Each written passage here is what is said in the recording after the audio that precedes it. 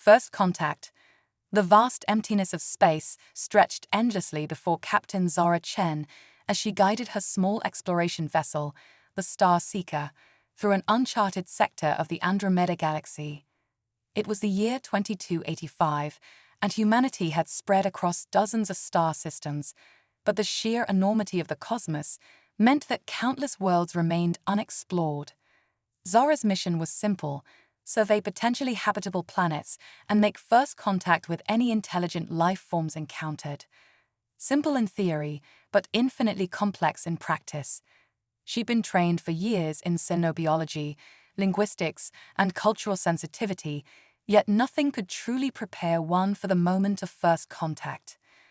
As the Starseeker approached a promising solar system, Zora's sensors picked up an anomaly. A faint, pulsing signal emanating from the third planet. It wasn't a natural phenomenon. This was an artificial beacon. "Computer, analyze the signal," Zora commanded, her heart racing with excitement and apprehension. Signal analysis complete, the AI responded in its calm, modulated voice. "The beacon appears to be a distress call, Captain. Origin, unknown. It does not match any known galactic communication protocols." Zora furrowed her brow. A distress call from an unknown civilization. This was precisely the kind of situation she'd been trained for, yet the weight of responsibility settled heavily on her shoulders. As the sole representative of humanity in this distant corner of space, her actions could have far-reaching consequences. "Initiate first contact protocols," she ordered. "Prepare for atmospheric entry." The Starseeker gracefully entered the planet's atmosphere, its advanced shielding protecting it from the friction of re-entry. As they descended, Zora marveled at the world below.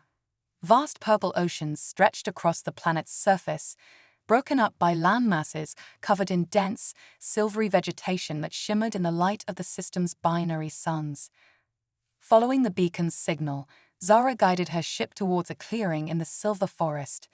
As they touched down, she conducted a final check of her equipment: universal translator, emergency medical kit, and a small array of defensive tools, just in case. Stepping out onto the alien world, Zora's senses were immediately overwhelmed. The air was thick and sweet, filled with unfamiliar scents. The silvery plants swayed gently, emitting a soft, melodic humming that seemed to resonate through her very bones. "Hello," she called out, her voice amplified and translated by her suit's systems. "I've received your distress call. I'm here to help." For a long moment, there was only silence, broken only by the strange humming of the alien flora.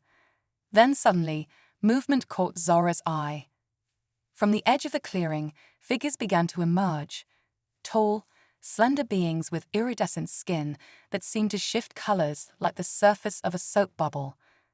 Zora's breath caught in her throat. This was it, first contact with an entirely new species.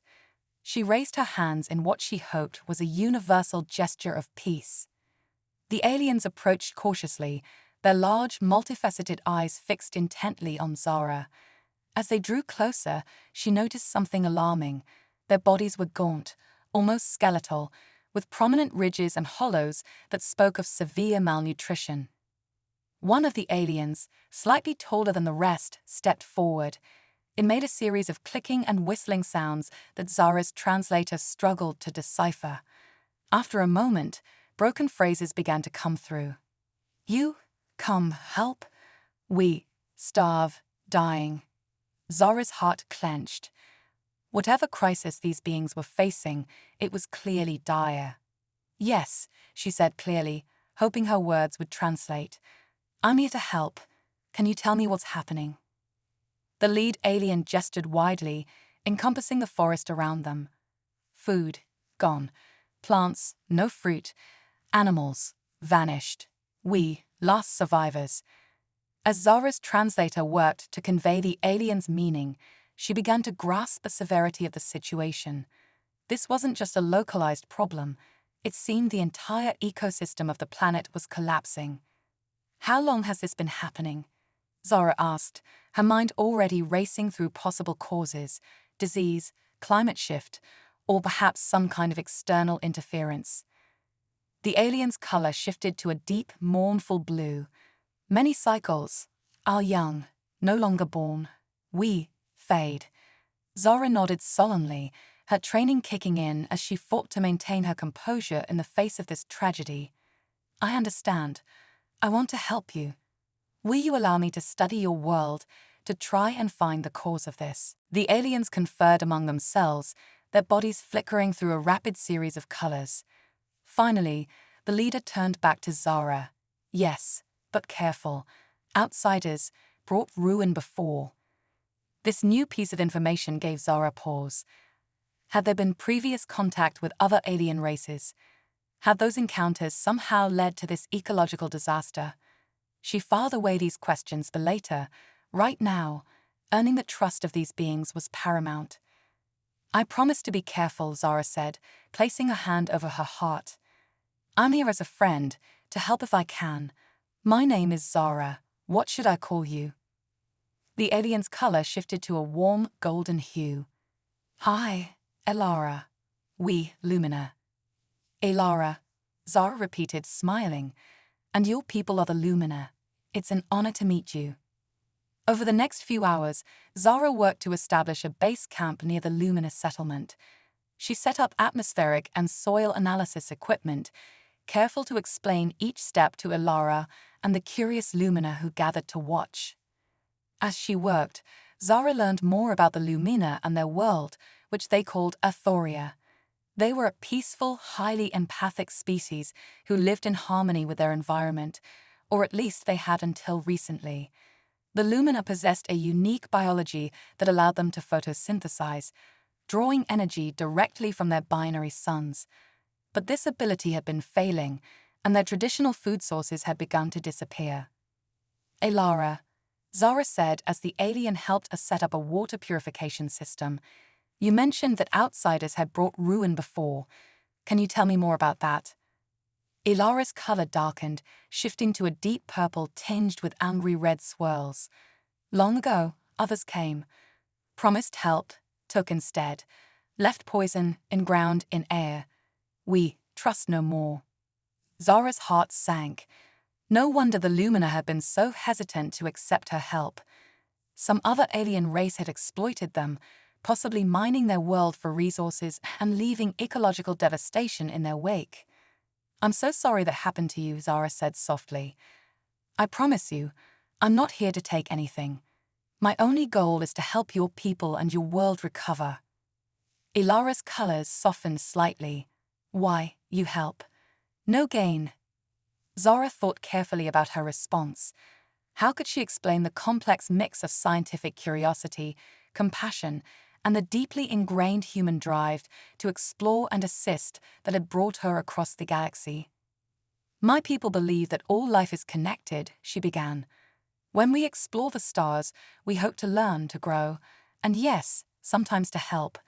Your suffering diminishes us all. If I can help ease it, that's all the gain I need. As she spoke, Zara noticed more Lumina gathering around, their colors shifting in what she was beginning to recognize as expressions of curiosity and cautious hope.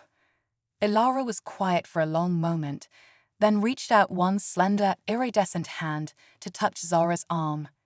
Perhaps we learn trust again. As the binary suns began to set, painting the sky in breathtaking shades of gold and crimson, Zara felt a glimmer of hope. She had made first contact, begun to earn the trust of the Lumina, and taken the first steps towards unraveling the mystery of Athoria's ecological collapse. But as she looked at the gaunt faces of the Lumina, noting how their bioluminescence seemed to flicker and fade like dying stars, she knew that time was of the essence. Whatever was happening on this world, she had to find a solution quickly, before it was too late for Elara and her people. As darkness fell, the silver forest came alive with a soft, ethereal glow. The Lumina too began to glow, their bodies emitting a gentle light that pulsed in harmony with the surrounding vegetation. It was a hauntingly beautiful sight, but Zara couldn't help but notice how much dimmer the Lumina's light seemed compared to the healthy glow of the plants. Rest now, Elara said, gesturing towards the shelter Zara had set up. Tomorrow, we show you, you see, full problem. Zora nodded, knowing that the real work and the real challenges would begin with the dawn.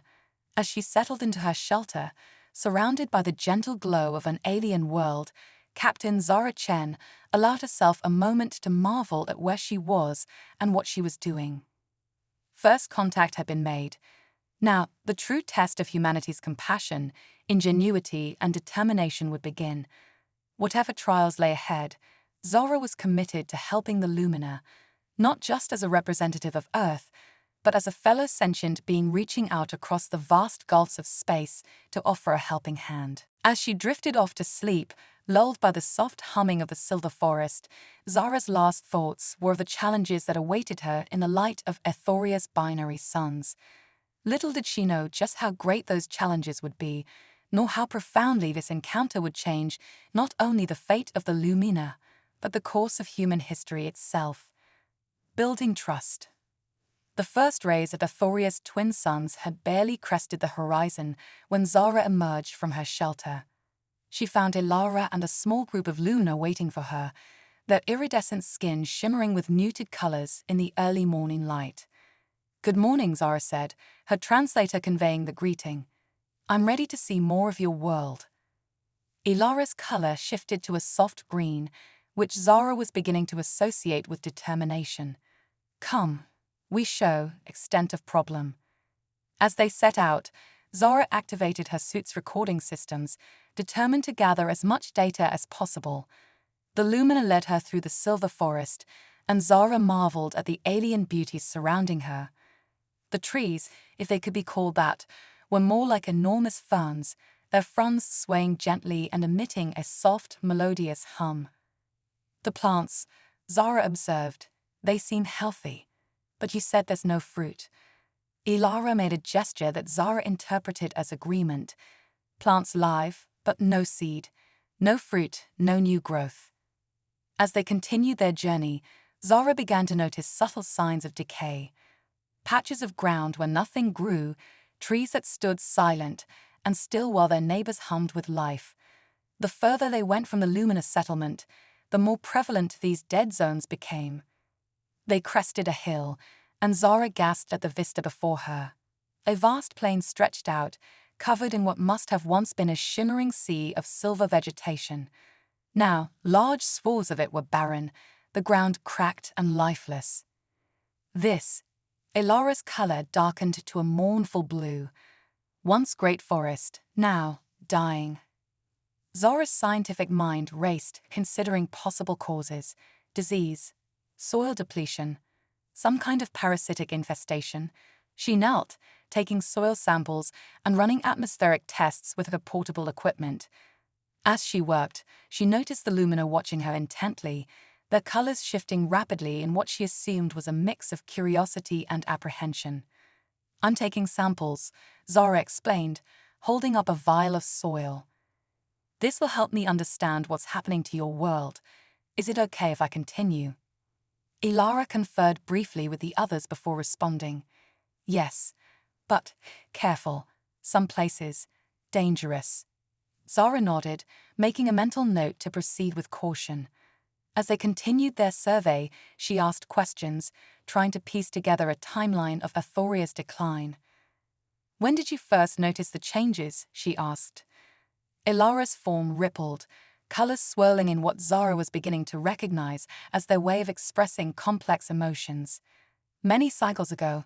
First, animals grew sick. Then plants stopped bearing fruit. Our young ceased to be born." The implications were staggering. Whatever was affecting Ethoria, it was impacting the entire ecosystem, from the simplest plants to the complex biology of the Lumina themselves. As they walked, Zora noticed something odd.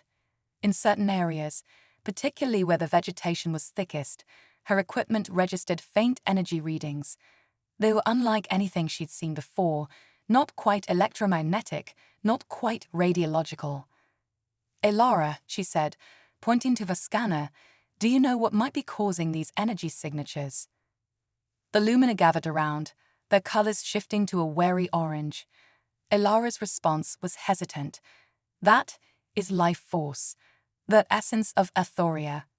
Zora's eyebrows shot up. Life force? You can detect it. We are part of it, Ilara explained, her colors pulsing softly. All life here, connected, but connection weakening. This was beyond anything in Zora's scientific training. The idea of a quantifiable life force connecting all organisms on a planet was revolutionary. If she could understand it, it might hold the key to saving Ethoria. As they made their way back to the settlement, Zora's mind was buzzing with questions and theories. But she also noticed something else. The Lumina were growing more comfortable around her. Their colors were brighter, their movements more relaxed. Back at the camp, Zora set up her analysis equipment, explaining each step to the curious Lumina who gathered around. I'm going to study the samples we collected, she told them. It might take some time, but it's the first step in understanding what's happening to your world.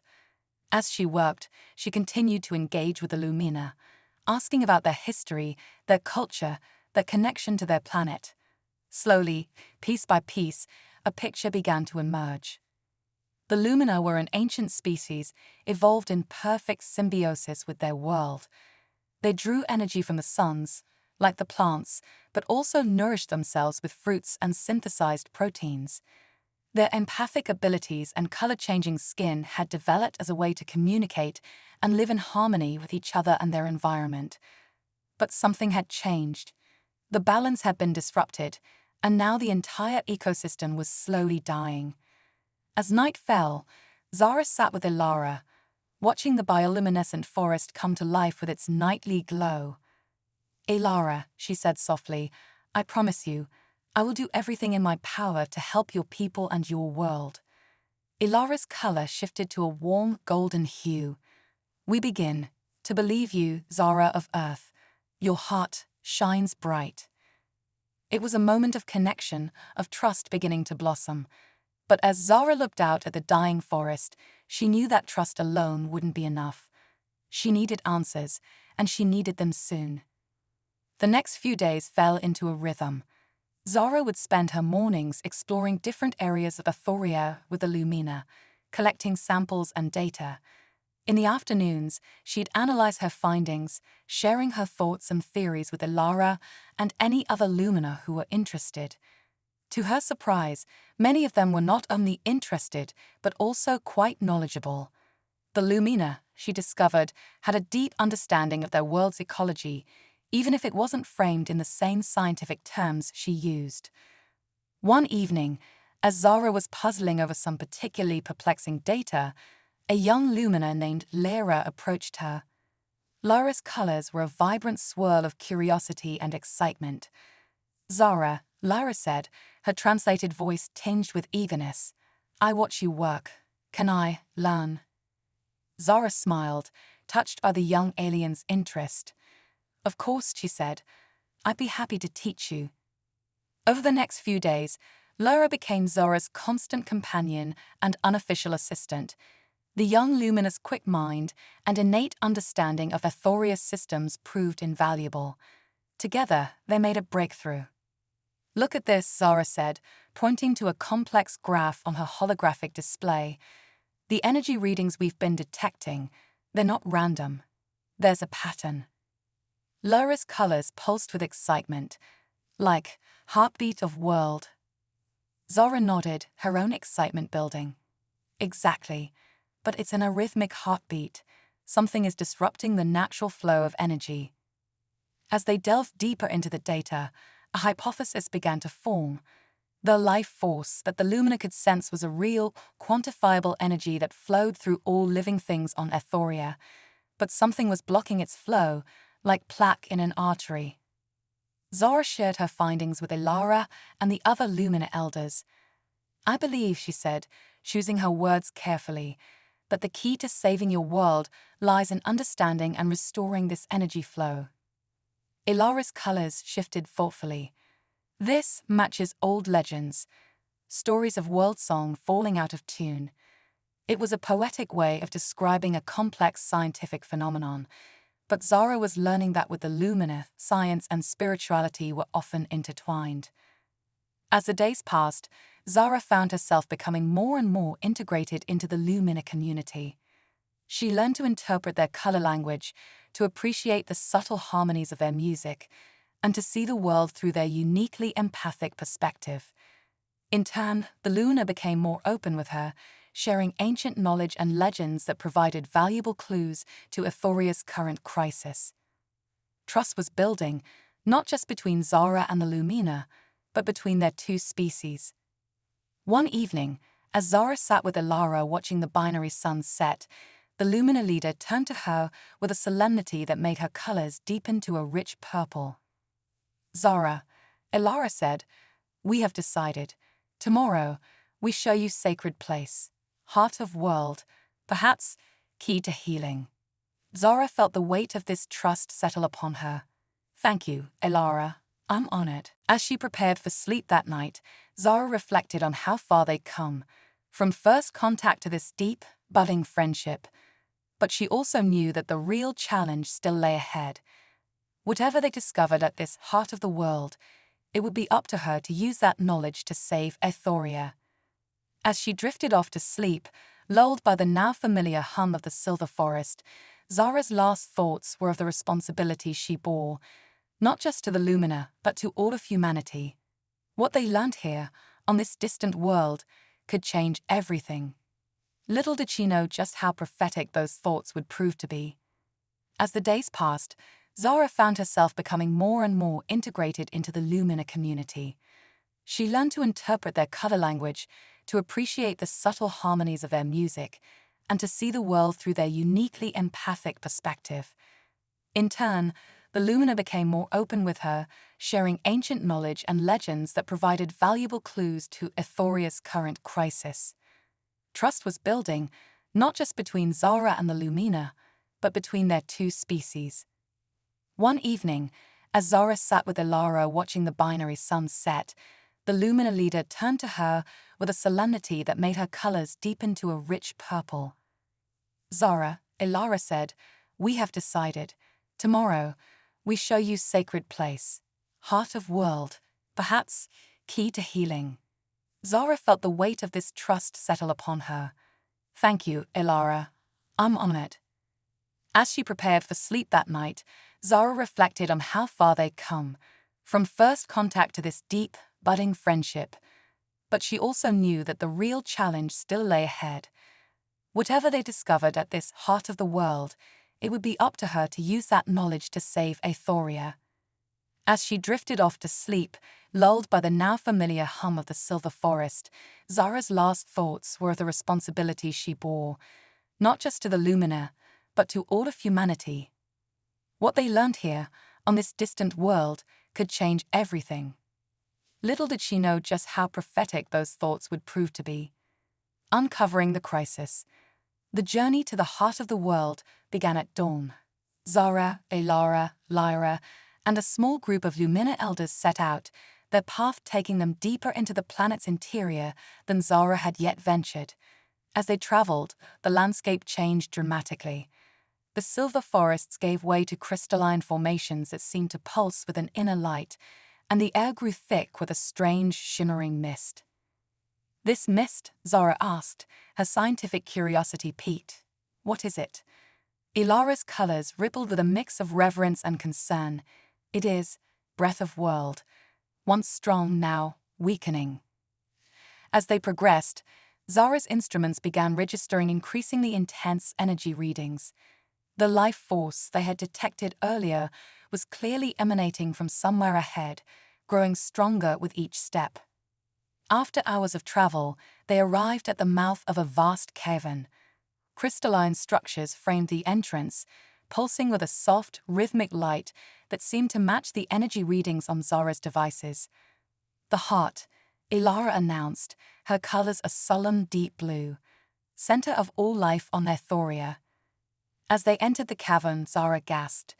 The interior was a cathedral of light and crystal, with a massive, pulsating core at its center.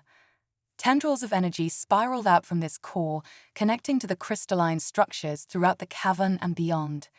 "It's beautiful," Zara breathed, awestruck by the sight. Lyra, Her colors, a swirl of excitement and worry, pointed to the core. Look, rhythm wrong. Pulses, too slow. Zara nodded, noticing the same thing. The core's pulsations were irregular, with long pauses between beats. It reminded her of a failing heart. As she approached the core, her instruments began to malfunction, overwhelmed by the intense energy. But Zara pressed on, determined to understand what was happening. Suddenly, a surge of energy washed over her, and Zara felt a strange connection form. Images and sensations flooded her mind, the entire history of Ethoria playing out in a matter of seconds. She saw the planet's birth, the evolution of the Lumina, and then darkness. A creeping shadow that slowly engulfed everything. With a gasp, Zara stumbled back, overwhelmed by the experience. Ayara steadied her, concern evident in her rapidly shifting colors. "What, you see?" Ilara asked. Zara took a deep breath, trying to process the flood of information. "I saw everything, the history of your world, and I think I understand what's happening." Over the next hour, Zara explained her theory to Lumina. The core they were seeing was more than just the source of Ethoria's life force. It was a complex, planet-wide ecosystem regulator. It maintained the delicate balance of energy that allowed life to thrive on this unique world. But something had disrupted that balance. In her vision, Zara had seen a dark force slowly infiltrating the system, like a virus in a computer network. "I believe," Zara said, her voice grave, "that your world is fighting an infection. Not a biological one, but an energetic one. Something is draining the life force from Ethoria, disrupting the core's rhythm." The luminous colors darkened collectively, a wave of sorrow and fear washing over them. "Can it be healed?" Lyra asked, her young voice filled with hope despite the grim news. Zara nodded slowly.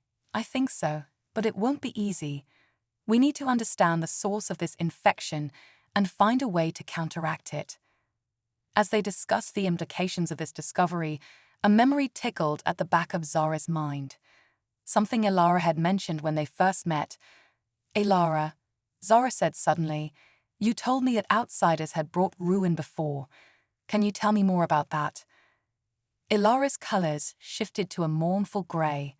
"Long ago, others came, said they study, help, but they took, drained energy from world, left, wounds in fabric of life." The pieces began to fall into place in Zara's mind. These outsiders, they must have tapped into the planet's energy network, possibly for some kind of power source. But in doing so, they damaged the system, leaving it vulnerable to this energetic infection. The revelation hit the group hard. The crisis they faced wasn't just a natural disaster, it was the long-term consequence of exploitation by another advanced species. As the gravity of the situation settled over them, Zara's mind was already racing ahead, considering possible solutions. She turned to the Lumina, her expression determined.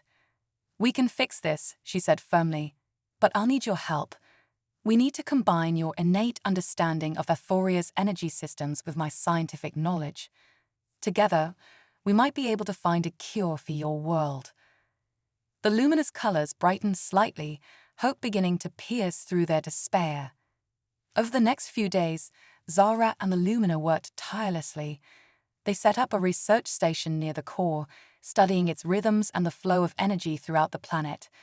Zara taught the Lumina how to use her scientific equipment, while he taught her to sense and interpret the subtle energy flows that permeated their world. As they worked, Zara was continuously amazed by the Lumina's abilities. Their empathic nature allowed them to feel the planet's pain in a way she could only imagine. Lyra, in particular, showed an incredible aptitude for bridging the gap between Zara's scientific approach and the Lumina's intuitive understanding. One evening, as they pored over the latest data, Lyra's colors suddenly flared with excitement. "Zara, look here." Zara hurried over, examining the holographic display Lyra was pointing to. It showed a complex network of energy flows, with several points of disruption. These points, Lyra explained, her colors pulsing rapidly, They're where the outsiders wounded the world. The infection spreads from there. Zora's eyes widened as she realized the implications. You're right. If we can heal these specific points, we might be able to stop the spread of the infection and allow the planet's natural systems to recover. The discovery energized the team, giving them a clear direction for their efforts. But as they delved deeper into the problem, the enormity of the task became clear. The wounds left by the outsiders were deep and complex. Healing them would require an enormous amount of energy, more than they could safely channel from Ethoria's already weakened core. As they grappled with this new challenge, Zora found herself spending long hours in deep discussion with Ilara and the other Lumina elders. They shared ancient legends and spiritual practices, which Zora was beginning to see as different ways of understanding and interacting with Ethoria's unique energy systems. One night, as they sat around a softly glowing crystal, Ilara turned to Zora, her colors a deep, thoughtful blue. "Zora," she said, "we have decision to make. To heal world, we must share secret. Knowledge passed down since dawn of our people, but to share is to trust completely. Are you ready for this trust?" Zora felt the weight of the moment. This wasn't just about saving Ethoria anymore. It was about two species coming together, bridging vast differences to face a common threat. "I am," Zara said solemnly. "Whatever you share with me, I promise to use only for the good of your people and your world." Ilara's colors warmed to a soft gold. "Then listen and learn. Story of Ethoria's birth, and key to its rebirth." As Ilara began to speak, the other Lumina joined in, their colors harmonizing in a breathtaking display. The story they told, of Ethoria's creation, of the delicate balance of energies that gave birth to their unique form of life, was unlike anything Zara had ever heard. But within the poetic language and spiritual symbolism, Zara's scientific mind began to detect patterns, principles that aligned with advanced physics theories. The luminous creation myth was, in fact, a sophisticated understanding of their world's fundamental energetic nature, passed down through generations. As the story concluded, Zara sat in stunned silence, her mind reeling with the implications of what she'd learned. She now understood why the Lumina had been so hesitant to share this knowledge. In the wrong hands, it could be used to exploit Ethoria's energy on a scale far beyond what the previous outsiders had done. But it also held the key to saving the planet.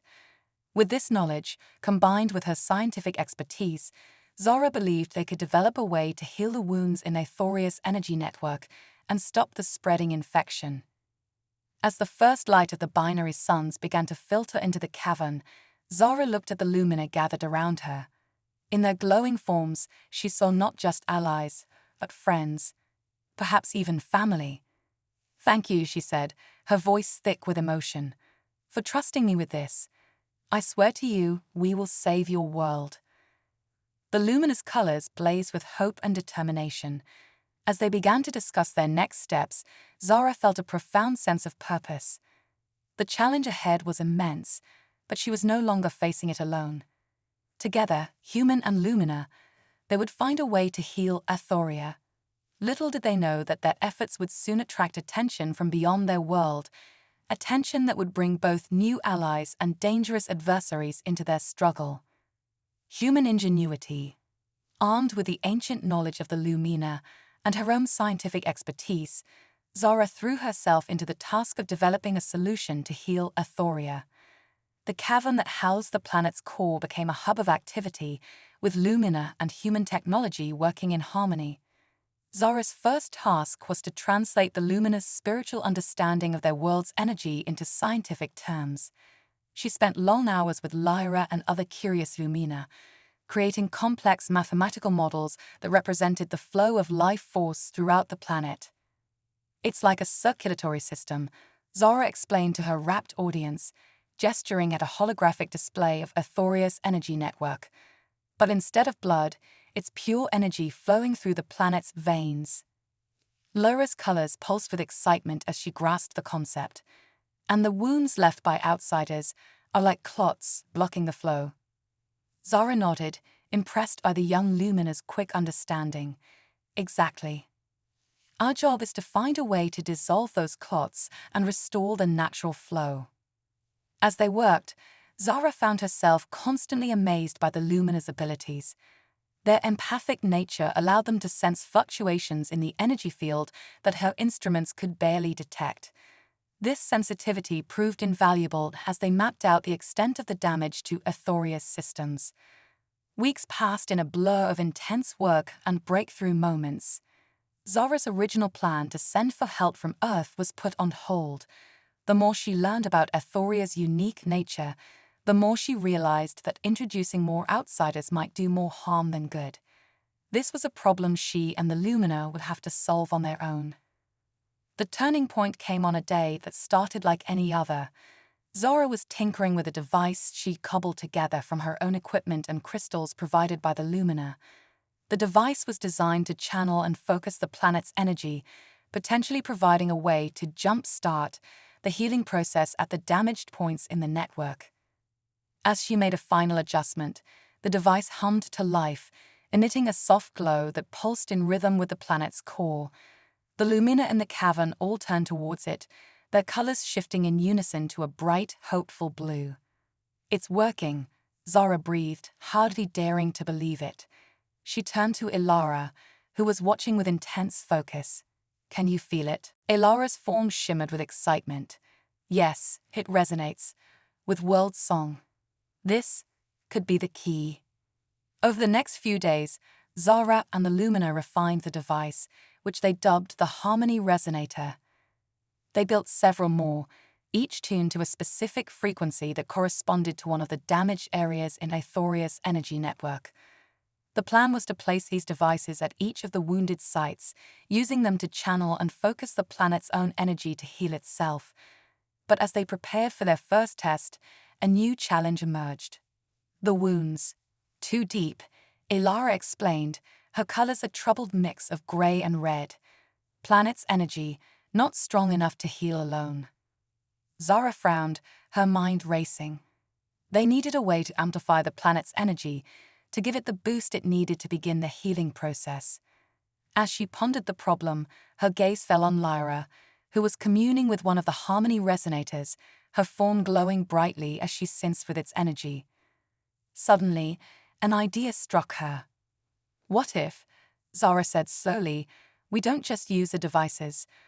What if the Lumina themselves act as conduits for the energy?" The cavern fell silent as the implications of this suggestion sank in. Ilara's colors shifted thoughtfully. "It would be dangerous. Channeling such energy could harm us." "But it could also save your world," Zara countered gently. "And I think I know how to make it safer." Over the next few days, Zara worked tirelessly to modify the Harmony Resonators. She integrated biofeedback sensors that would monitor the Lumina's vital signs, automatically regulating the energy flow to prevent harm. She also developed a special suit for herself, one that would allow her to participate in the healing process alongside the Lumina. As the day of the first test approached, tension and excitement filled the air. Zara, Ilara, Lyra, and 3 other Lumina volunteers prepared to journey to the first wound site. Each carried the Harmony Resonator, now sleek devices that hummed with potential. The site itself was a desolate area, a dead zone where nothing grew, and the very air seemed thin and lifeless. As they approached, Zara's instruments went haywire, registering the chaotic energy patterns caused by the ancient damage. "Remember," Zara said as they formed a circle around the epicenter of the damage, "we're not forcing anything. We're just providing a conduit for the planet's own energy to flow through. Trust in Ethoria and in yourselves." With a nod from Ilara, they activated the Harmony Resonators. Immediately, Zara felt a surge of energy unlike anything she'd ever experienced. It was as if she could feel the very pulse of the planet flowing through her. The Lumina began to glow brightly, their colors shifting through a rainbow of hues as they channeled the energy. Zara gritted her teeth, focusing on maintaining the delicate balance of energy flow through her device. For what seemed like hours but was probably only minutes, they stood locked in this cosmic dance of energy. Then, slowly, Zara began to notice a change. The dead ground beneath their feet started to stir. Tiny silver shoots pushed up through the barren soil, unfurling delicate, glowing leaves. "It's working," Lyra explained, her voice filled with joy and wonder. As they watched, life began to return to the area. The air grew thick with the familiar, shimmering mist, and the humming song of healthy Ethorian plant life filled the air. When they finally powered down the resonators, all 6 of them were exhausted but elated. They had done it. They had healed one of the wounds that had been slowly killing Ethoria. As they made their way back to the main settlement, Zara's mind was already racing ahead to the next steps. There were more wounds to heal, and each one would likely present its own unique challenges, but they had proven it could be done. That night, as the Lumina celebrated with a festival of lights that made the forest glow like a galaxy of earthbound stars, Zara stood apart, looking up at the alien sky. She thought about Earth so far away, and wondered what her superiors would think of all she had done and learned. Ilara approached, her colors a warm, grateful gold. "You have given us hope, Zara of Earth. You have shown us that trust can heal old wounds." Zara smiled, feeling a deep sense of connection to this alien world and its people. "We've only just begun," she said, "but together I believe we can save Ethoria."